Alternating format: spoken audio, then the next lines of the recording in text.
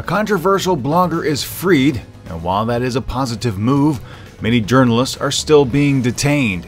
South Korean safety application is anything but, and China is given the cold shoulder by North Korea. These stories are coming up next. This is the Asia Brief.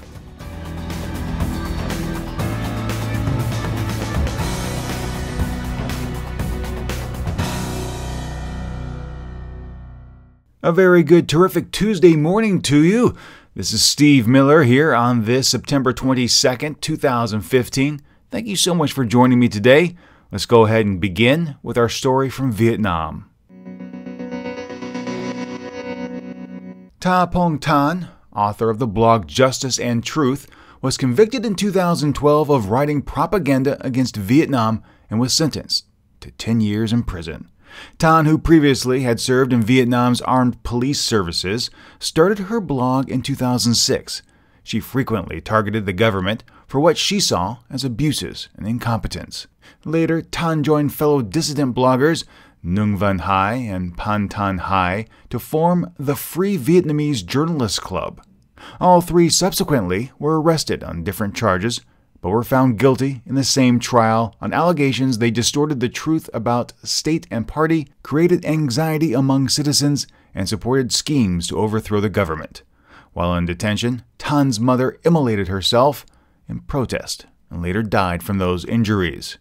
In 2014, Nguyen Van Hai was released from prison and came to the United States.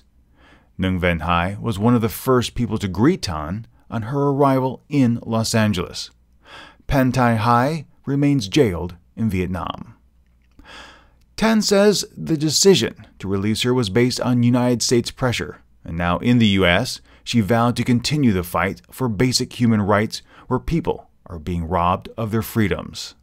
While we welcome Ta Pong Tan's release from a Vietnam prison, no one should forget that she should have never been detained in the first place for exercising her right to express her views. Ta Pong Tan's so-called crime was simply blogging about human rights, corruption, governance, and other issues that Vietnamese criticize their government about every day. But she had a growing group of followers online, and that influence made Hanoi nervous enough to throw her in prison. This release continues Vietnam's cynical practice of releasing high-profile dissidents from prison directly into forced exile, with immediate departure from the country being the price of their freedom, said Phil Robertson, Deputy Director for Human Rights Watch's Asia Division. The Committee to Protect Journalist Bob Dietz called the news gratifying, though he added that there were more than a dozen journalists still being held in Vietnamese prisons. In 2015, the Committee to Protect Journalists ranked Vietnam as the 6th most censored country in the world, and in 2014, Vietnam ranked 5th. Ta Pong Tan was named the winner of the U.S. State Department's 2013 International Woman of Courage Award. Secretary of State John Kerry said Tan was an inspiration to women in Vietnam. She was also one of the women profiled in the State Department's Free the 20 campaign that draws attention to the plight of women political prisoners and other prisoners of concern. Journalism isn't a crime, and while many may say that bloggers aren't journalists, in this age of citizen journalism and mega media outlets operating in the blogosphere, that line continues to be blurred. What this case is truly about was freedom and rights of individuals to call out the government when irregularities are observed. If we don't fight for our freedoms and challenge unethical practices by our leaders, we're well on our way to a collision course with a dystopian society. South Korea is quickly becoming a major player in the technology startup scene, building upon its successes in high-speed internet and with giants like Samsung and LG. However, when it comes to internet security, and really most safety protocols in general, there are discussions on how to improve safety in implementing best practices, but it's largely all talk. For example, in the past 5 years, there have been over 114,000 cyber attacks on South Korean systems.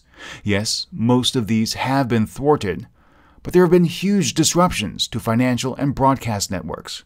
Why? Well, not to put too fine a point on it, the nation relies on outdated Windows technology, namely ActiveX, which Microsoft clearly states should not be employed and should be removed.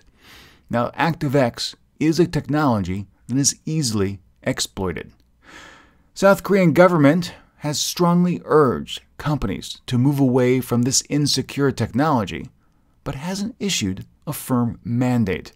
Therefore, ActiveX is still widely employed, opening up systems to risk.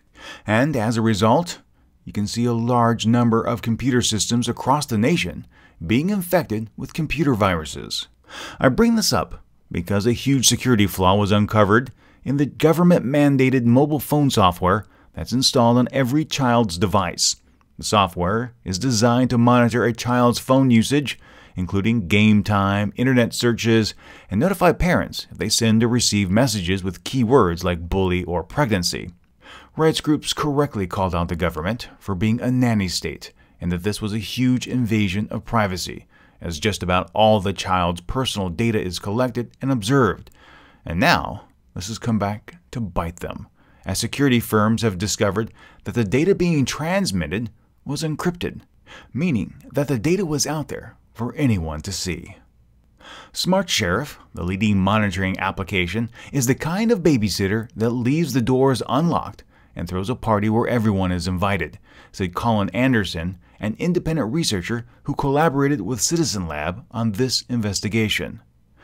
The software manufacturers say that they've patched the vulnerabilities, but researchers aren't so sure. Yes, they have found that the data is now being sent encrypted, but they still have given Smart Sheriff a 0 out of 10 security rating. Korea University law professor Park Kun-shin said the security flaws should push the government to revisit the whole idea of requiring a personal communication device to be equipped with software that allows another person to monitor and control that device. You know what? Park is right. This was a bad idea from the get-go and should be scrapped. An app can't substitute for parenting, and until safety becomes an overriding concern in South Korea, corners will be continued to be cut, putting people, and in this case children, at risk.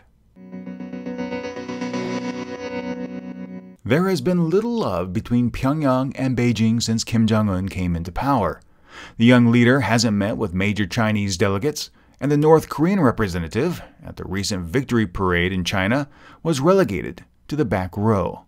Now it appears that the DPRK aims to outdo Beijing. South Korea's Yonhap News is reporting that one of their diplomatic sources says that China is not on the list of nations invited to attend the 70th anniversary of the Workers' Party next month. While China is North Korea's economic lifeline and diplomatic protector, Adam Cathcart, editor-in-chief of Sino-NK, says that Kim is actively trying to put some distance between him and President Xi. That North Korea doesn't, and that Kim Jong-un doesn't really want to talk to China or doesn't want to be seen in any way, shape, or form as associated with Chinese power is, I think, it goes against the grain of a lot of other messages that are being put out.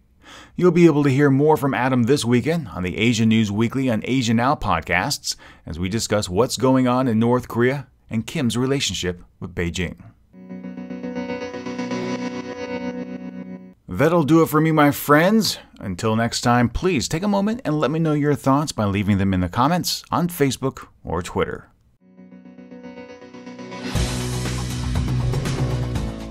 The Asia Brief is a special feature of the Asia News Weekly podcast. If you enjoyed the podcast, please share it with your friends, and if you haven't, subscribe. Subscribing is free, and when you do, the next episode is delivered automatically to you. You can subscribe on our website, asianewsweekly.net, or in your favorite podcast application.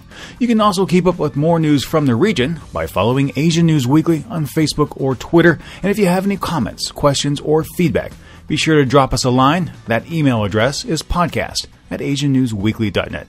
Thank you so much for joining me, and until next time, remember to be true to yourself and to always be awesome.